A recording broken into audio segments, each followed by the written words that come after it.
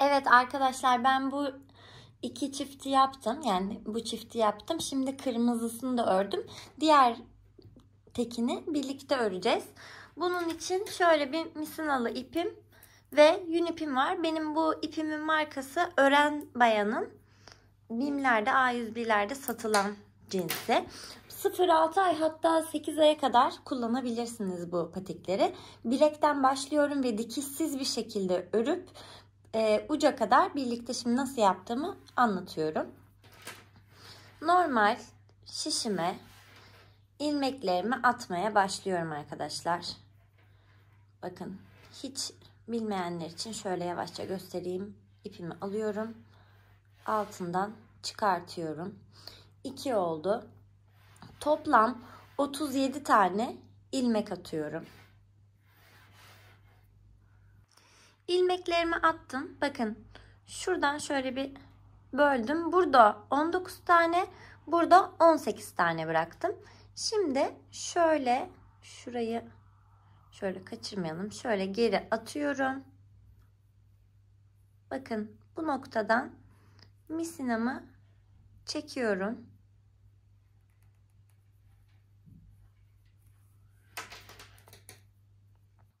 Şimdi bakın, ipim önde ve burada 19 ilmek var. Şimdi biz bunu 18-18 eşitleyeceğiz. Eşitlerken de bu kenarını birleştirmiş olacağız. Şimdi bu ilmeğimi alıyorum. Şöyle elinizle de alabilirsiniz. Tığ yardımıyla da. Şöyle arkadaki ilmeğime taktım. Taktıktan sonra buradaki birinci ilmeği şöyle gevşetiyorum elimle. Yani şöyle ve üzerinden şöyle şişimin atlatıyorum. Artık bu tarafı da böylece kapatmış olduk. Şimdi bakın, ipim bu tarafta kaldı. Buradaki şişi, yani ipimin kaldığı taraftaki şişi şöyle çekiyorum. İlk sıraları yapmak birazcık zor ama emin olun sonrasında çok kolay ilerliyor bu örgü. Şöyle çektim. Şimdi bu taraftaki şişimdeki örgü öreceğiz. Bir düz bir ters, yani lastik şeklinde. Bakın, ipim benim şu an nerede bakıyorum. Şöyle karışmasın. Yani örgüm dönmesin, bu önemli bir detay. Şöyle ipimi öne aldım. Bakın, birinci ilmekten şöyle geçirdim. Ve burayı sıktığımda şu aradaki boşlukta kapanmış olacak. Bir önden örüyorum. Bir arkadan örerken ipimi arkaya alıyorum. Şöyle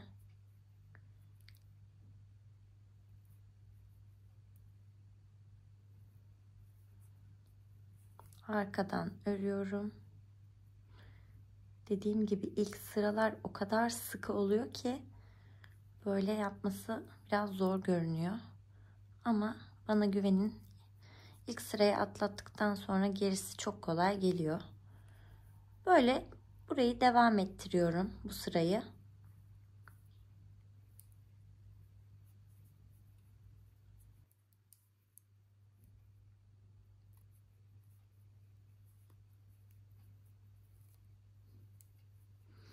Bakın, sıra sonuna kadar geldim.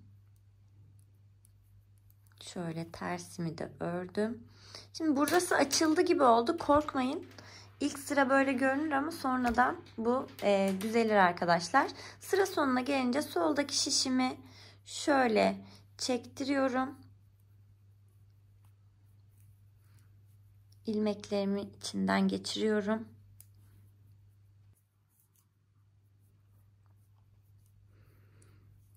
Bu sefer ipimin olduğu taraftaki şişimi şöyle çektiriyorum.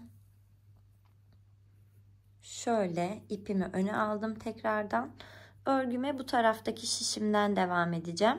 Burada dediğim gibi şişleriniz dönmesin. Buna dikkat edin.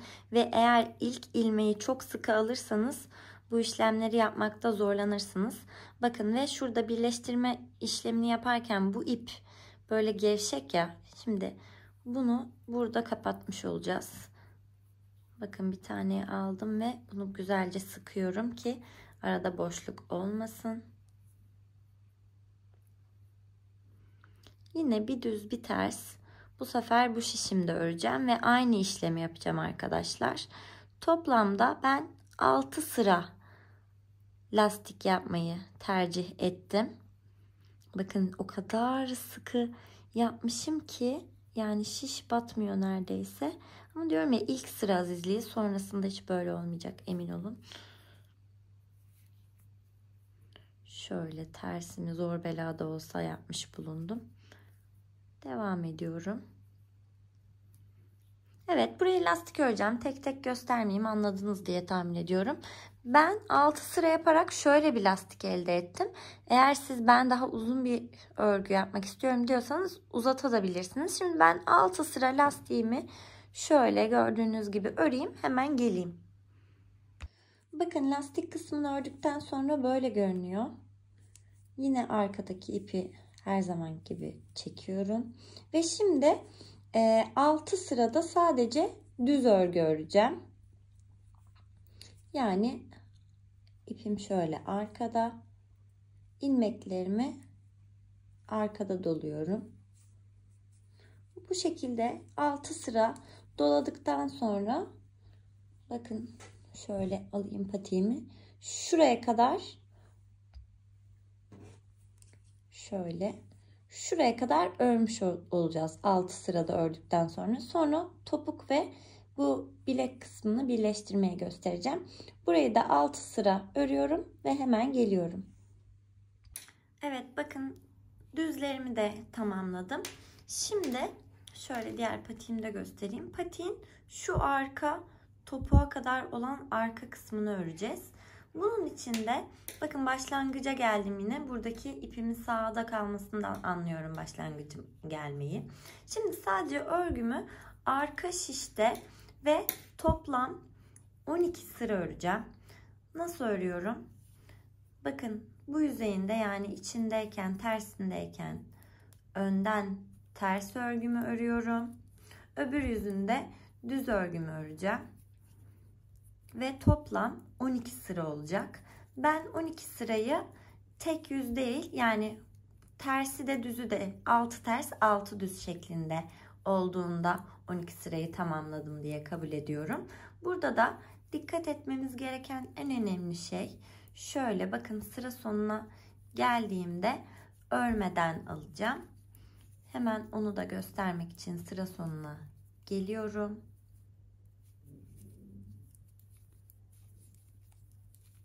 Zaten ön şişimde de arka şişimde de 18 ilmek var arkadaşlar. Bunu sayın mutlaka. Yani bir karışıklık olmasın. Bakın ördüm ve örmeden şişimi aldım. Son ilmeğimi iki yüzde de örerken aynı işlemi yapıyorum. Bu yüzde de yine ters öreceğim. Ters örerken de bakın şurada örmeden aldığımı bu yüzde örüyorum ve devam ediyorum. Bu benim ikinci sıram oluyor. Toplam 12 sıra ördükten sonra topuk kısmının kesmesini de göstermek için tekrar karşınızda olacağım. Evet, sıralarımı da tamamladım. Şimdi arkadaşlar bu topuğun şurasını örmüştük ya. Şimdi şu taban kısmındaki şu görüntüyü, yani şu kısmını öreceğiz. Bunun için de zaten bu yüzünden başlamıştık, geriye dönmüştük ya, 14 örünce çift sayı yine bu tarafında kalıyoruz. Şimdi ilk başlangıçta normal örer gibi başlıyorum örgüme.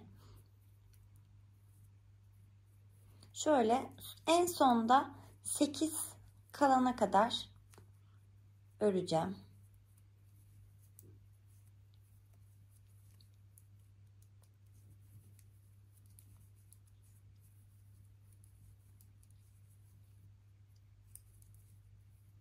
Bakalım 2, 4, 6, 8 şuraya kadar.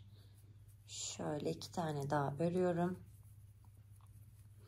Şimdi buraya kadar gelince bu 2 ilmeği bir alıyorum. Ve bir tane de tek örüyorum.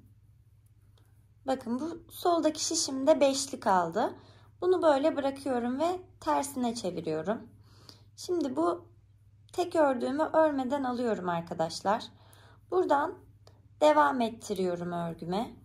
Bu tarafta da 8 kalacak. Yani 2, 4, 6, 8. Şöyle şu ikisini de örüyorum. Bu sefer bunu da ikisini örüyorum.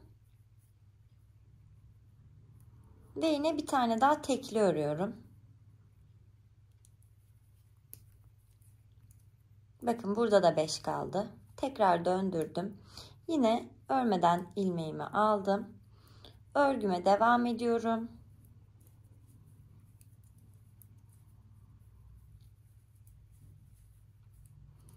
Bakın bu sefer şurada şöyle bir açıklık kaldı. Bu sefer bu sağ ve soldaki ilmeğimi bir alıyorum açıklıktan itibaren yani. Ve bir tane daha tekli örüyorum. Bakın 3 kaldı burada. Yine çevirdim. Aynı şekilde burada da bu tarafa da yapacağım. Yine örmeden aldım. Devam ediyorum.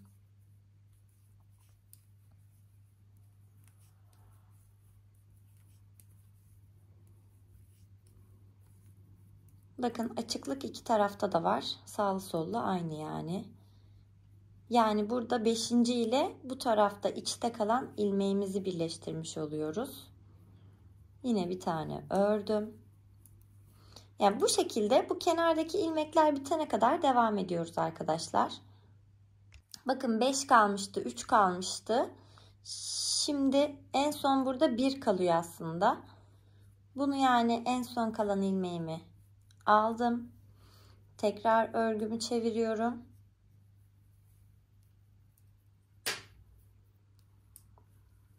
Şöyle en başını yine örmeden alıyorum. Şöyle ipimi arkada bırakayım. Örmeden aldım ucu. Örgüme devam ediyorum.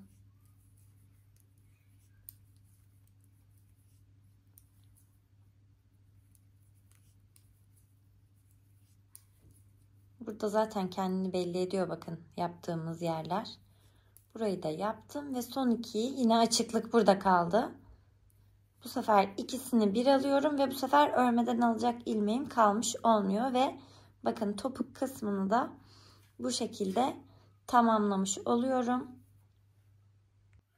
Bakın örgümü tersine döndürdüm. Şimdi şöyle bir şey yapacağız.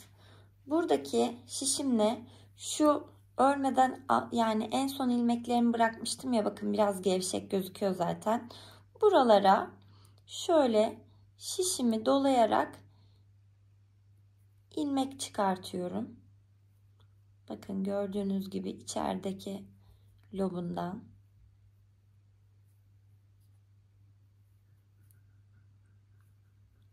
2, 4, 6, 8 ilmek oldu.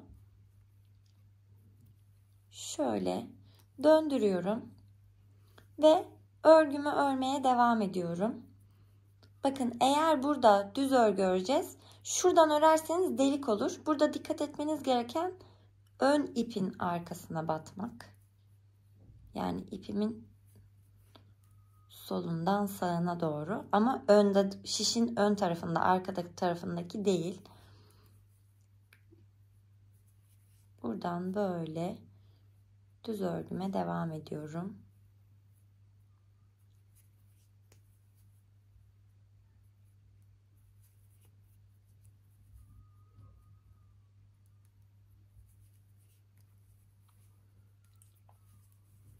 Evet, yandaki ilmeklerimi de devam ettirip yani ön tarafa gelmiş oldum tekrardan. Burayı da yine düz örüyorum. Burada da arkadaşlar ilmek çıkartıyorum. Ve sonra karşınıza geliyorum diyeceğim ama göstereyim detaylı ya, atlamayalım burayı. Yani izleyip yapanlar sıkılıyor diye bazı yerlere yapıp geliyorum diyorum ama yani biraz da yapan arkadaşlarım görsünler de istiyorum. Bir yerlere atlamış da olmak istemiyorum yaparken.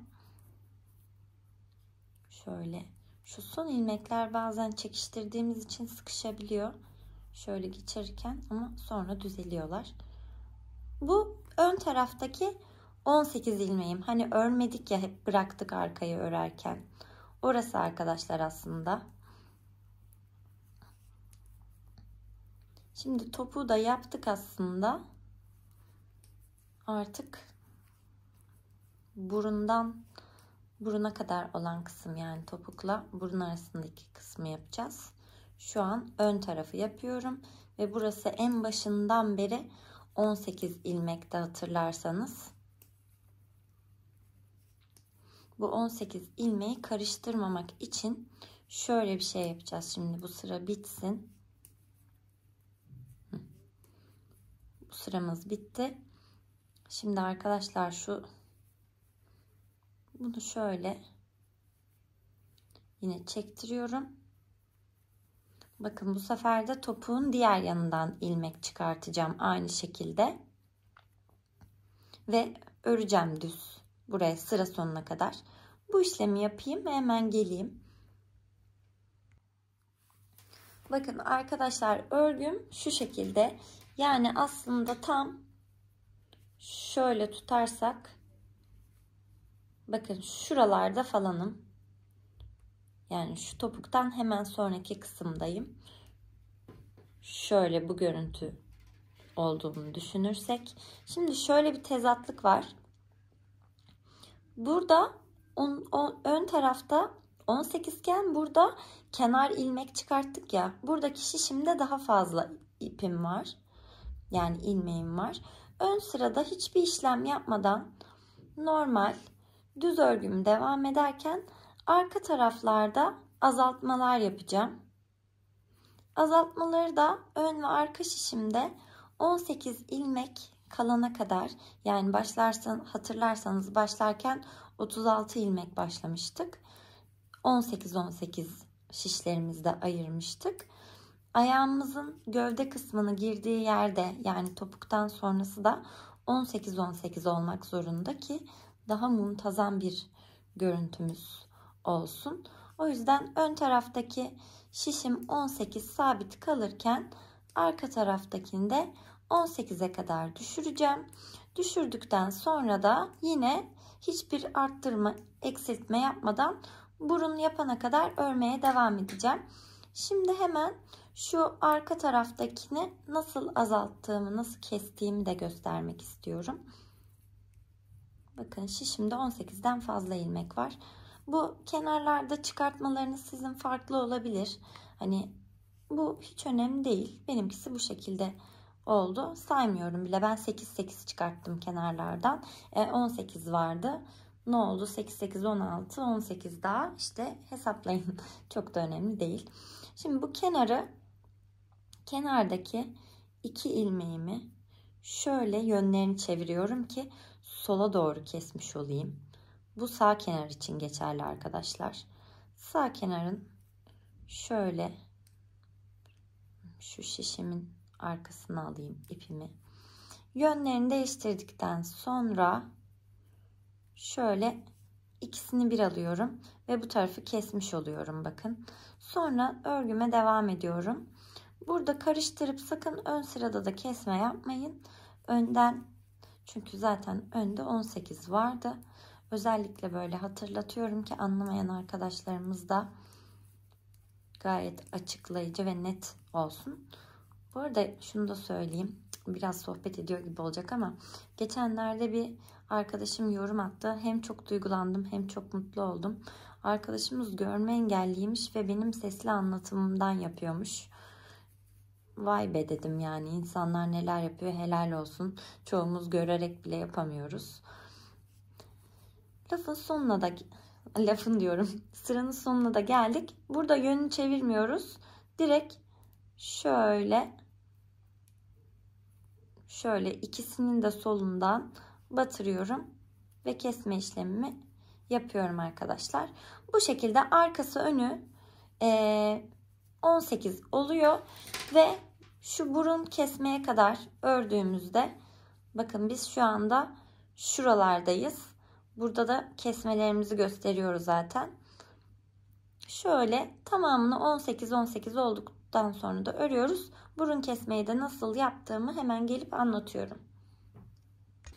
Evet arkadaşlar bakın ben şu anda buruna geçmek için yeterli uzunluğu ördüm. Şöyle yan tutarsak şu şekilde olacak. Bunu nasıl anlayacağız diye sorarsanız da bakın şurada yandan kaç sıra ördüğünüz belli oluyor. Ben 14 sıra ördüm. Eğer siz 0-6 yaş değil de daha büyük bir çocuğu örmek istiyorsanız bunu 14 sıra değil de 20 olabilir. İşte öreceğiniz çocuğun ayağına göre. Burada mezureyle ölçebilirsiniz de. Şimdi burun kısmını gösteriyorum. Burun kısmı için şöyle karşılıklı yine 18 ilmeğim duruyor. Şimdi kenarlardan kesme yapacağız. Her iki sıra için de aynı işlemi uygulayacağız. Nasıl yapıyoruz arkadaşlar? Şimdi şöyle birinci hep kenardaki birleri normal örüyorum. Şimdi sağ taraftakileri şöyle ikili iğne ilmek yönü değiştiriyorum.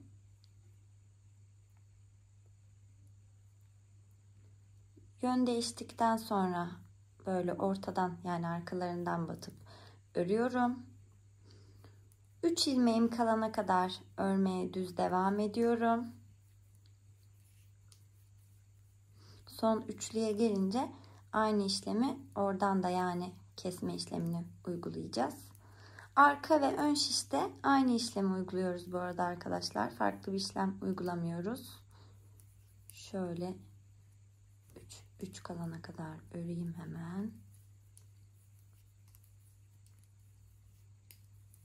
Ve 3 kalınca da bu 2 ilmeği keseceğiz. Ama arkadaşlar bunda ilmeğin yönünü değiştirmiyorum.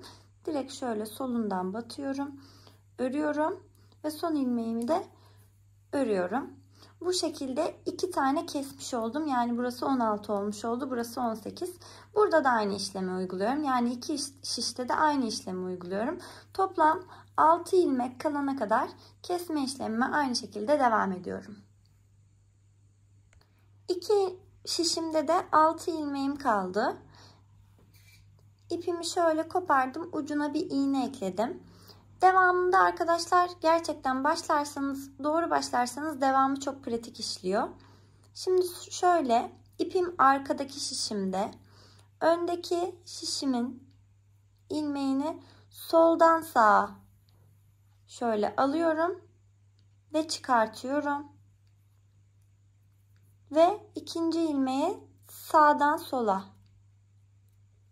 şöyle taktım. Şimdi önde sağdan sola yaptık en son. Bunu unutmadan tekrar arkada da sağdan sola yapıyorum.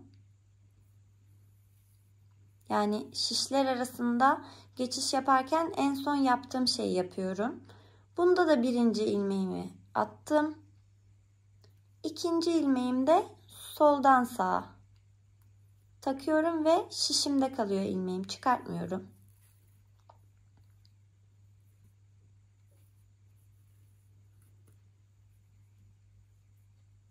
Soldan sağa yaptık. Tekrar önde soldan sağa yapıyorum. Yani az önce yaptığımın aynısı. Bu şekilde tek ilmek kalana kadar devam ediyorum.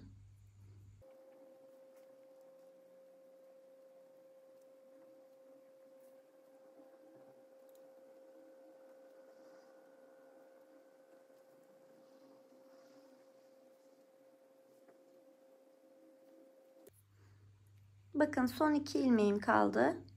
Soldan sağa şişimden attım. Sağdan sola sabit bıraktım. Arkadakini de sağdan sola şişimden attım. Ve soldan sağa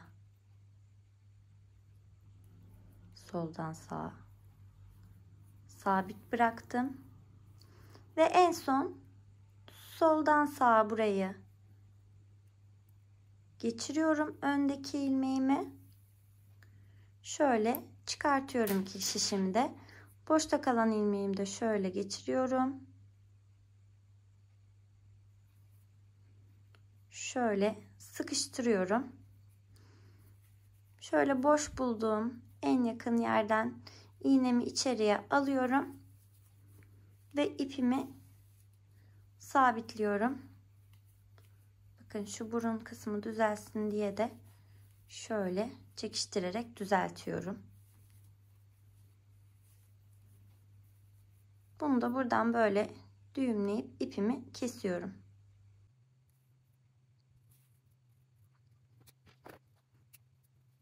Son olarak da burada başlangıç ipimi şöyle arkadaşlar ilmeklerin arasından tığ yardımıyla şöyle sıkıştırıyorum ve bunu da kaybediyorum.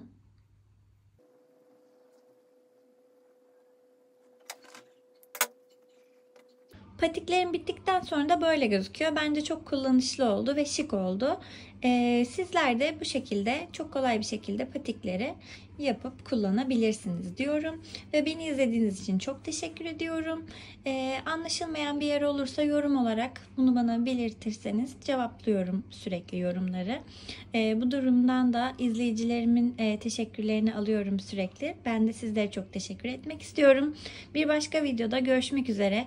Hoşça kalın.